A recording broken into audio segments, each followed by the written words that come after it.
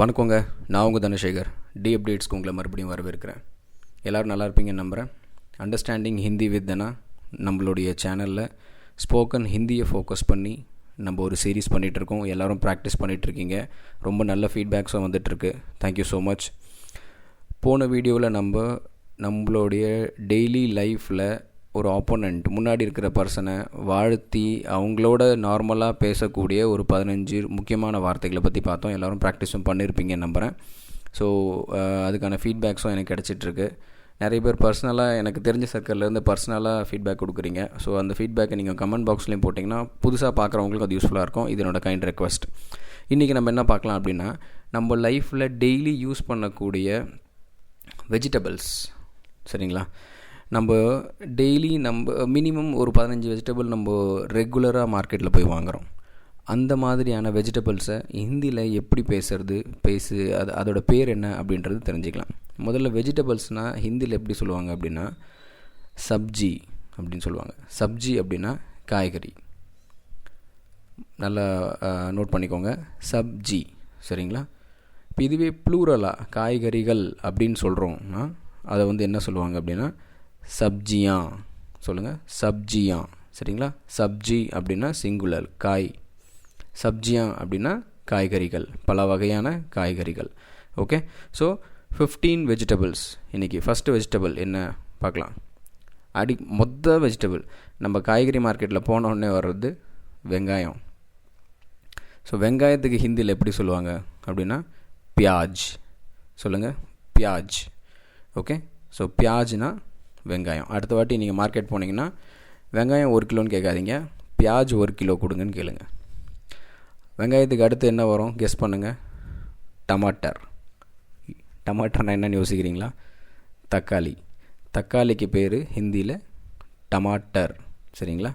So மறுபடியும் market போகும்போது தக்காளி 1/2 கிலோ 1 கிலோன்னு கேட்காதீங்க, டமாட்டர் அப்படின்னு கேளுங்க, சரிங்களா? டமாட்டர். ஓகே, வெங்காயம், தக்காளி. அடுத்து என்ன வரும் கெஸ் பண்ணுங்கள். வெள்ளைப்பூண்டு. பூண்டுக்கு ஹிந்தியில் லசுன் அப்படின்னு சொல்லுவாங்க. லசுன், சரிங்களா? லசுன். ஓகே, அடுத்து காய்கறியில் கத்திரிக்காய். கத்திரிக்காய்க்கு பேங்கன் அப்படின்னு சொல்லுவாங்க. பேங்கன், சரிங்களா? பேங்கன். ஓகே, முட்டைக்கோஸ். முட்டைக்கோஸுக்கு ஹிந்தியில் என்ன சொல்லுவாங்க அப்படின்னா பத்தா கோபி. பத்தா கோபி. ஓகே, பத்தா கோபி. சரி, கோஸுக்கு பத்தா கோபி அப்படின்னா உங்களோட மைண்டில் அடுத்தது ஒரு காய்கறி இருக்குது. என்னன்னு சொல்லுங்கள்? ஃபூல் கோபி அப்படின்னு ஒரு காய் இருக்குது. முட்டைக்கோஸுக்கு பத்தா கோபி அப்படின்னா ஃபூல் கோபி அப்படின்னா என்ன வரும் கெஸ் பண்ணியிருப்பீங்கன்னு நம்புகிறேன். காலிஃப்ளவர். காலிஃப்ளவருக்கு ஃபூல் கோபி. ஏன் ஃபூல் கோபி சொல்லுவாங்க அப்படின்னா ஃபூல் அப்படின்னா பூ. ஹிந்தியில் ஃபூலுக்கு பூ. ஸோ கோபி அப்படின்னா நம்ம கோஸ் வகை. கோஸை நம்ம கோபின்னு சொல்கிறோம். அது வெறும் இலையாக இருக்கிறதுனால, இது இலையாக இருக்கிறதுனால பத்தானா இலை. ஸோ இலையாக இருக்கிறதுனால பத்தா கோபி. இது பூ மாதிரி இருக்கிறதுனால ஃபூல் கோபி, சரிங்களா? ஓகே, ஃபூல் கோபிக்கு அடுத்து பிண்டி. பிண்டினா என்ன அப்படின்னா வெண்டைக்காய். வெண்டைக்காய்க்கு தான் ஹிந்தியில் பிண்டி அப்படின்னு சொல்லுவாங்க. ஓகே, மறுபடியும் சொல்லி ப்ராக்டிஸ் பண்ணிக்கோங்க. பிண்டி. கிண்டி யோசிச்சுக்கோங்க, நம்ம சென்னையில் இருக்கிற கிண்டி. அதே ஹிந்தியில் பிண்டி. பிண்டினா வெண்டைக்காய். ஓகே, அடுத்து தேங்காய். தேங்காய்க்கு ஹிந்தியில் நாரியல் அப்படின்னு சொல்லுவாங்க. நாரியல். ஓகே, இப்போ தேங்காய்க்கு நாரியல் அப்படின்னா தேங்காய் தண்ணிக்கு என்ன சொல்லுவாங்க? உங்கள் எல்லாருக்குமே தெரிஞ்சிருக்கும். தண்ணிக்கு ஹிந்தியில் பானி அப்படின்னு சொல்லுவாங்க. அப்போது தண்ணிக்கு பானி அப்படின்னா தேங்காய்க்கு நாரியல் அப்படின்னா தேங்காய் தண்ணிக்கு என்ன வரும்? நாரியல் கா பானி. ஓகே, நாரியல் கா பானி, சரிங்களா? அடுத்து வர்றது உருளைக்கிழங்கு. உருண்டூர்னு வருதா? உருளைக்கிழங்குக்கு ஹிந்தியில் என்ன சொல்லுவாங்கன்னா ஆலு. ஓகே, ஆலு. ஆலுனா உருளைக்கிழங்கு. பூசணிக்காய். பூசணிக்காய்க்கு ஹிந்தியில் கத்து சொல்லுவாங்க. கத்து. ஓகே, கத்து அப்படின்னா பூசணிக்காய். மூலி. என்ன மூலினா என்ன? மூலினா முள்ளங்கி. முள்ளங்கிக்கு பேர் தான் மூலி. சரிங்களா? மூலி. ஓகே. ஸோ கத்து, கத்துனா என்ன? பூசணிக்காய். அடுத்து மூலி, மூலினா முள்ளங்கி. அடுத்து மட்டர். மட்டர்னா உங்களுக்கு பச்சை பட்டாணி. பட்டாணிக்கு பேர் தான் மட்டர்னு சொல்லுவாங்க. சரிங்களா? மட்டர். ஓகே. எல்லாம் முடிஞ்சதுக்கப்புறமா நம்ம கடைசியாக கேட்குறது கருவேப்பிலை, கொத்தமல்லி, புதினா. கருவேப்பிலைக்கு ஹிந்தியில் என்ன சொல்லுவாங்க அப்படின்னா கடி பத்தா. நான் முன்னாடியே சொல்லியிருக்கேன். பத்தா அப்படின்னா இலை. பத்தா கோபியில் பார்த்தோம் இல்லைங்களா? பத்தா அப்படின்னா இலைக்கு பேர் தான் பத்தா.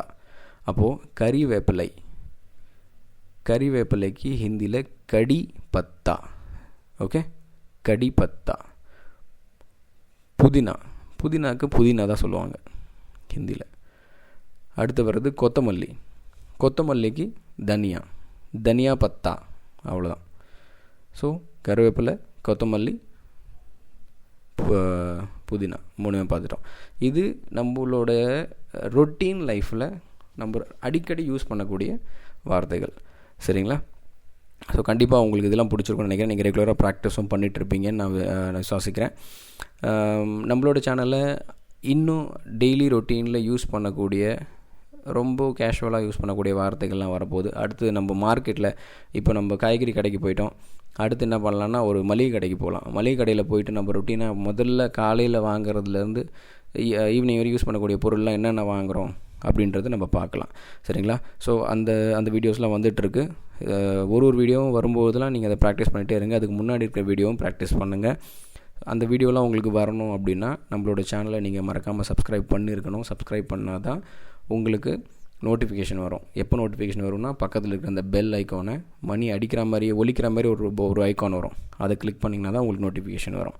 சரிங்களா? உங்களுக்கு இந்த வீடியோஸ், நான் பண்ணுற வீடியோஸ்லாம் யூஸ்ஃபுல்லாக இருந்தது அண்டு நீங்கள் இப்போ இதை பிரயோஜனப்படுறீங்க அப்படின்னா உங்களோட ஃப்ரெண்ட்ஸ் சர்க்கிளுக்கு அதை ஷேர் பண்ணுங்கள். அவங்களுக்கும் அது யூஸ்ஃபுல்லாக இருக்கும். அவங்களும் அதை ஹிந்திக்கு ஈஸியாக கற்றுப்பாங்க. உங்களோட ஃபீட்பேக்ஸை கமெண்ட் பாக்ஸில் போடுங்க. அது புதுசாக பார்க்குறவங்களுக்கு ரொம்பவே மோட்டிவேஷனாக இருக்கும். அண்ட் ஆஃப்கோர்ஸ் எனக்கு ரொம்பவே மோட்டிவேஷனாக இருக்குது. நான் எல்லா கமெண்ட்ஸ்க்கும் ரிப்ளையும் பண்ணிகிட்ருக்கேன். புதுசாக வேறு எதனா கண்டென்ட்டில், உங்களுக்கு தேவையான கண்டென்ட்டில் எதனா வீடியோ க்ரியேட் பண்ணணும் அப்படின்னு நினச்சிங்கன்னா அதையும் தெரியப்படுத்துங்க. அண்டு சஜஷன்ஸ், நல்லா என்னை விட பெட்டராக தெரிஞ்சவங்க, ஹிந்தி தெரிஞ்சவங்க இருக்கீங்க, இதை பார்க்குறீங்க அப்படின்னா உங்களோட சஜஷன்ஸும் எனக்கு தெரியப்படுத்துங்க. தவறுகள் இருந்தால் அதில் மென்ஷன் பண்ணி அனுப்புங்க. நான் மாற்றிக்கிறேன். எல்லோரும் சேர்ந்து வளரலாம். ஓகே, until then நான் உங்கள் Dhanasekar, signing off. God bless you. Bye-bye.